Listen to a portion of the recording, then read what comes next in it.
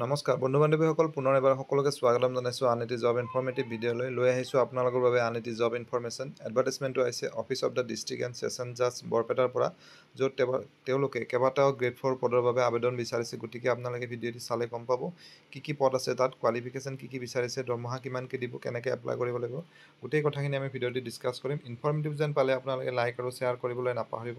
কিবা জানিবলগীয়া থাকিলে কমেণ্ট কৰিব, আৰু যদি চেনেলটো এতিয়ালৈ ছাবস্ক্ৰাইব কৰা নাই আজিয়ে কৰি ল'ব। এতিয়া আমি পদকেইটা চাইছোঁ। প্ৰথমটো পদ হৈছে প্ৰচেছ ছাৰ্ভাৰ, য'ত 3টা আছে ভেকেঞ্চি, আৰু ইয়াত দৰমহা 14,000ৰ পৰা ষ্টাৰ্ট হৈ 70,000লৈকে থাকিব। গ্ৰেড পে থাকিব 5,200 টকা, আৰু পষ্টটো ৰিজাৰ্ভ এটা পোষ্ট তাত ৰিজাৰ্ভ আছে টি ট্ৰাইবৰ বাবে, আৰু বাকী পষ্টবিলাক OBCৰ হয়। আৰু ইয়াৰ বাবে মেট্ৰিক পাছ হোৱাটো বিচাৰিছে, আৰু হায়াৰ ছেকেণ্ডাৰী পাছ কেণ্ডিডেটসকল ইয়াৰ বাবে ইলিজিবল নহ'ব, আৰু অসমীয়া নলেজৰ জানিব লাগিব। দ্বিতীয়টি পষ্ট হৈছে অফিচ পিয়ন, য'ত 2টা আছে ভেকেঞ্চি। ইয়াত 12,000ৰ পৰা ষ্টাৰ্ট হ'ব, বেচিক পে আপ টু 52,000, আৰু গ্ৰেড পে থাকিব 3,900 টকা। ইয়াৰ বাবে মিনিমাম ক্লাছ 8 পাছ কৰা হ'ব লাগিব, আৰু হায়াৰ ছেকেণ্ডাৰী কেণ্ডিডেটসকলে ইয়াৰ বাবে ইলিজিবল নহ'ব।